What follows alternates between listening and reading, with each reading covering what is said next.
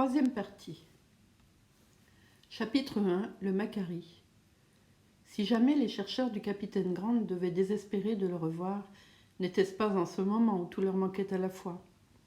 Sur quel point du monde tenter une nouvelle expédition? Comment explorer de nouveaux pays?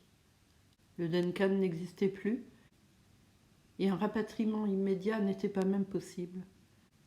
Ainsi donc, l'entreprise de ces généreux Écossais avait échoué.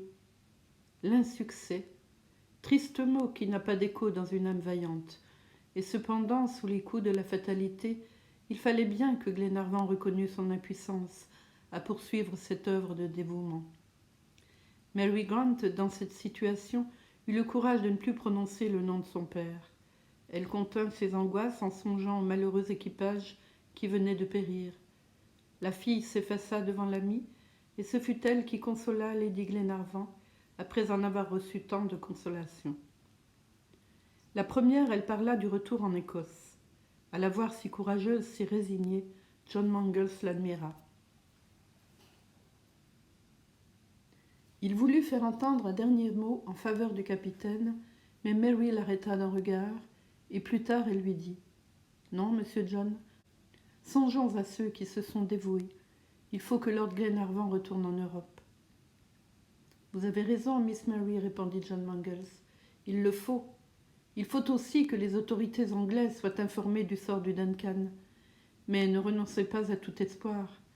Les recherches que nous avons commencées, plutôt que de les abandonner, je les reprendrai seule. Je retrouverai le capitaine Grant, ou je succomberai à la tâche.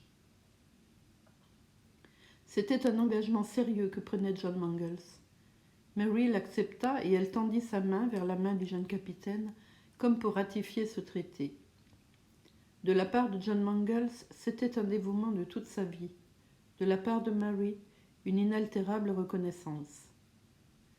Pendant cette journée, le départ fut décidé définitivement. On résolut de gagner Melbourne sans retard. Le lendemain, John alla s'enquérir des navires en partance. Il comptait trouver des communications fréquentes entre Éden et la capitale de Victoria. Son attente fut déçue. Les navires étaient rares. 3 ou 4 bâtiments, ancrés dans la baie de Twofold, composaient toute la flotte marchande de l'endroit. Aucun en destination de Melbourne, ni de Sydney, ni de Pointe-de-Galles. Or, en ces 3 ports de l'Australie seulement, Glenarvan eut trouvé des navires en charge pour l'Angleterre. En effet, la Peninsular Oriental Steam Navigation Company a une ligne régulière de paquebots entre ces points et la métropole. Dans cette conjoncture, que faire? Attendre un navire? On pouvait s'attarder longtemps, car la baie de Twofold est peu fréquentée. Combien de bâtiments passent au large et ne viennent jamais atterrir? Après réflexions et discussions, Glenarvan allait se décider à gagner Sydney par les routes de la côte, lorsque Paganel fit une proposition à laquelle personne ne s'attendait. Le géographe avait été rendre de son côté une visite à la baie Twofold. Il savait que les moyens de transport manquaient pour Sydney et Melbourne. Mais de ces 3 navires mouillés en rade, l'un se préparait à partir pour Auckland, la capitale d'Ikana Maui, l'île nord de la Nouvelle-Zélande. Or, Paganel proposa de fréter le bâtiment en question et de gagner Auckland, d'où il serait facile de retourner en Europe par les bateaux de la compagnie péninsulaire. Cette proposition fut prise en considération sérieuse. Paganel d'ailleurs ne se lança point dans ces séries d'arguments dont il était habituellement si prodigue. Il se borna à annoncer le fait, et il ajouta que la traversée ne durerait pas plus de 5 ou 6 jours. La distance qui sépare l'Australie de la Nouvelle-Zélande n'est en effet que d'1 millier de milles. Par une coïncidence singulière, Auckland se trouvait situé précisément sur cette ligne du 37e parallèle que les chercheurs suivaient obstinément depuis la côte de l'Araucanie. Certes, le géographe, sans être taxé de partialité, aurait pu tirer de ce fait un argument favorable à sa proposition. C'était en effet une occasion toute naturelle de visiter les accords de la Nouvelle-Zélande. Cependant, Paganel ne fit pas valoir cet avantage. Après 2 déconvenues successives, il ne voulait pas sans doute hasarder une troisième interprétation du document. D'ailleurs, qu'en eût-il tiré? Il y était dit d'une façon péremptoire qu'un continent avait servi de refuge au capitaine Grant, non pas une île. Or ce n'était qu'une île, cette Nouvelle-Zélande. Ceci paraissait décisif. Quoi qu'il en soit, pour cette raison ou pour toute autre, Paganel ne rattacha aucune idée d'exploration nouvelle à cette proposition de gagner Auckland. Il fit seulement observer que des communications régulières existaient entre ce point et la Grande-Bretagne et qu'il serait facile d'en profiter. John Mangles appuya la proposition de Paganel. Il en conseilla l'adoption, puisqu'on ne pouvait attendre l'arrivée problématique d'un navire à la baie Twofold. Mais avant de passer outre, il jugea convenable de visiter le bâtiment signalé par le géographe. Glenarvan, le major, Paganel, Robert et lui prirent une embarcation, et en quelques coups d'aviron, ils accostèrent le navire mouillé à 2 encablures du quai. C'était un brick de 250 tonneaux, nommé le Macquarie. Il faisait le cabotage entre les différents ports de l'Australie et de la Nouvelle-Zélande.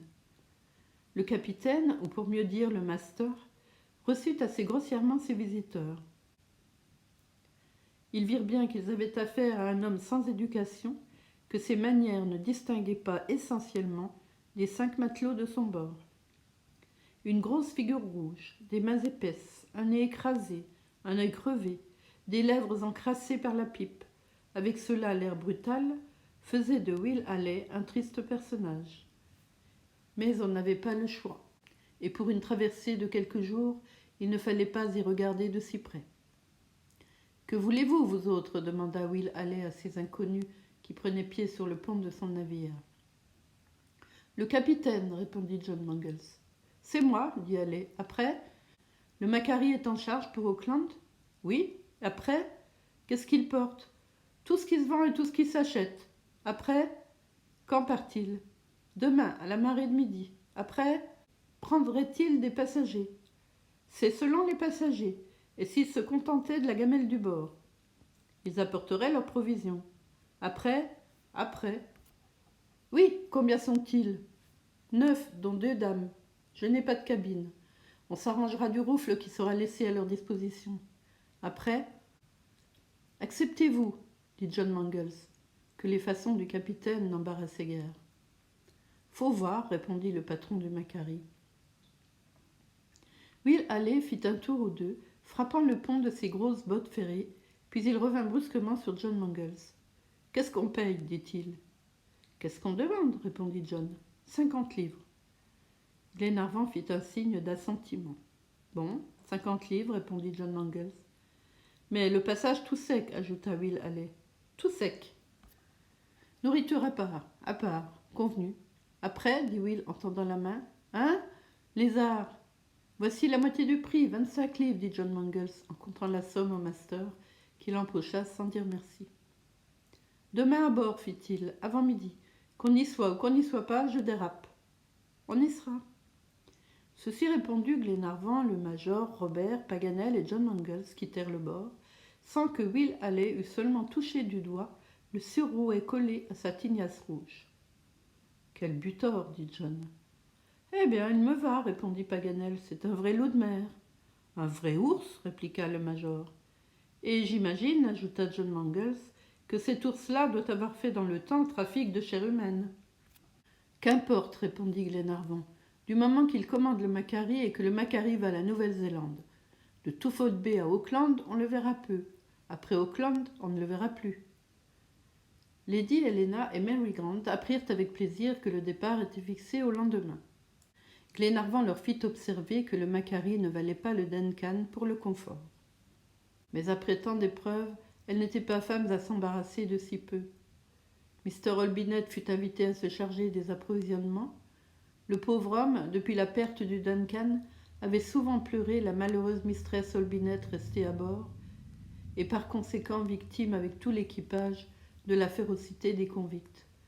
Cependant, il remplit ses fonctions de steward avec son zèle accoutumé, et la nourriture à part consista en vivres choisis qui ne figurèrent jamais à l'ordinaire du brick.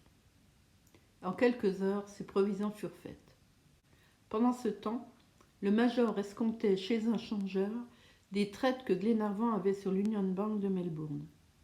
Il ne voulait pas être dépourvu d'or, non plus que d'armes et de munitions, aussi renouvela-t-il son arsenal. Quant à Paganel, il se procura une excellente carte de la Nouvelle-Zélande, publiée à Édimbourg par Johnston. Mulrady allait bien alors. Il se ressentait à peine de la blessure qui mit ses jours en danger. Quelques heures de mer devaient achever sa guérison. Il comptait se traiter par les brises du Pacifique. Wilson fut chargé de disposer à bord du Macquarie le logement des passagers. Sous ses coups de brosse et de balai, le roufle changea d'aspect. Will Halley, haussant les épaules, laissa le matelot faire à sa guise.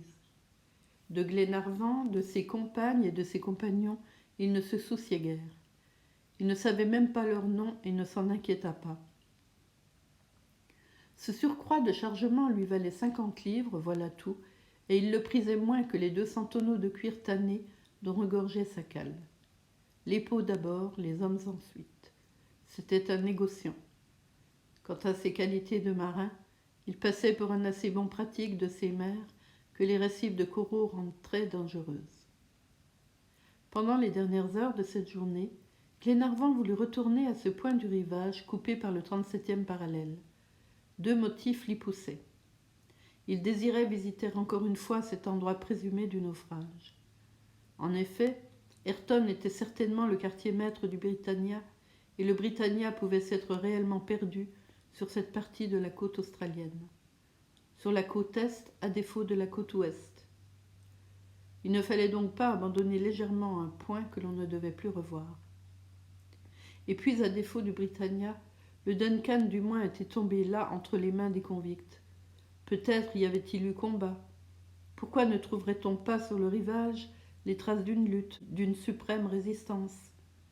Si l'équipage avait péri dans les flots n'auraient-ils pas rejeté quelques cadavres à la côte? Glenarvan, accompagné de son fidèle John, opéra cette reconnaissance. Le maître de l'hôtel Victoria mit 2 chevaux à leur disposition et ils reprirent cette route du nord qui contourne la baie Twofold. Ce fut une triste exploration. Glenarvan et le capitaine John chevauchaient sans parler. Mais ils se comprenaient. Mêmes pensées et partant, mêmes angoisses torturaient leur esprit. Ils regardaient les rocs rongés par la mer. Ils n'avaient besoin ni de s'interroger ni de se répondre. On peut s'en rapporter aux ailes et à l'intelligence de John pour affirmer que chaque point du rivage fut scrupuleusement exploré, les moindres criques examinées avec soin, comme les plages déclives et les plateaux sableux ou les marées du Pacifique, médiocres cependant, auraient pu jeter une épave. Mais aucun indice ne fut relevé, de nature à provoquer en ces parages de nouvelles recherches. La trace du naufrage échappait encore. Quant au Duncan, rien non plus. Toute cette portion de l'Australie, riveraine de l'océan, était déserte. Toutefois, John Mangles découvrit sur la lisière du rivage des traces évidentes de campement, des restes de feu récemment allumés sous des mials isolés.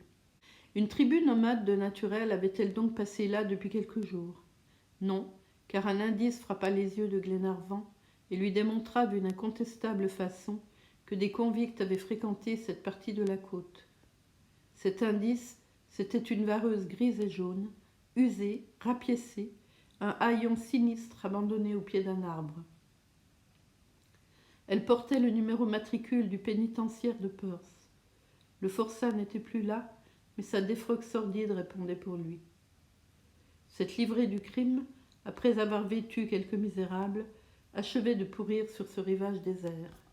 « Tu vois, John, dit Glenarvan, les convicts sont arrivés jusqu'ici, et nos pauvres camarades du Duncan. Oui, répondit John d'une voix sourde, il est certain qu'ils n'ont pas été débarqués et qu'ils ont péri. Les misérables, s'écria Glenarvan, s'ils tombent jamais entre mes mains, je vengerai mon équipage. La douleur avait durci les traits de Glenarvan. Pendant quelques minutes, le lord regarda l'immensité des flots, cherchant peut-être d'un dernier regard quelques navires perdus dans l'espace. Puis ses yeux s'éteignirent, il redevint lui-même, et sans ajouter un mot ni faire un geste, il reprit la route d'Éden au galop de son cheval. Une seule formalité restait à remplir, la déclaration au constable des événements qui venaient de s'accomplir. Elle fut faite le soir même à Thomas Banks. Ce magistrat put à peine dissimuler sa satisfaction en libellant son procès-verbal. Il était tout simplement ravi du départ de Ben Joyce et de sa bande. La ville entière partagea son contentement. Les convicts venaient de quitter l'Australie, grâce à un nouveau crime, il est vrai, mais enfin ils étaient partis. Cette importante nouvelle fut immédiatement télégraphiée aux autorités de Melbourne et de Sydney. Sa déclaration achevée, Glenarvan revint à l'hôtel Victoria. Les voyageurs passèrent fort tristement cette dernière soirée. Leurs pensées erraient sur cette terre féconde en malheur. Ils se rappelaient tant d'espérances si légitimement conçues au Cap Bernouilli, si cruellement brisées à la baie Twofold. Paganel, lui, était en proie à une agitation fébrile. John Mangles, qui l'observait depuis l'incident de la Snowy River, sentait que le géographe voulait et ne voulait pas parler. Maintes fois, il l'avait pressé de questions auxquelles l'autre n'avait pas répondu. Cependant, ce soir-là, John, le reconduisant à sa chambre, lui demanda pourquoi il était si nerveux. « Mon ami John, répondit évasivement Paganel, je ne suis pas plus nerveux que d'habitude. »« Monsieur Paganel, reprit John, vous avez un secret qui vous étouffe. »« Eh bien, que voulez-vous » s'écria le géographe gesticulant. « C'est plus fort que moi. »« Qu'est-ce qui est plus fort que vous ?»« Ma joie d'un côté, mon désespoir de l'autre. »« Vous êtes joyeux et désespéré à la fois ?»« Oui, joyeux et désespéré d'aller visiter la Nouvelle-Zélande. »« Est-ce que vous auriez quelque indice ?» demanda vivement John Mangles. « Est-ce que vous avez repris la piste perdue ?»« Non, ami John, on ne revient pas de la Nouvelle-Zélande. »« Mais cependant, enfin, vous connaissez la nature humaine. Il suffit qu'on respire pour espérer. Et ma devise, c'est Spiro Spero, qui vaut les plus belles devises du monde. »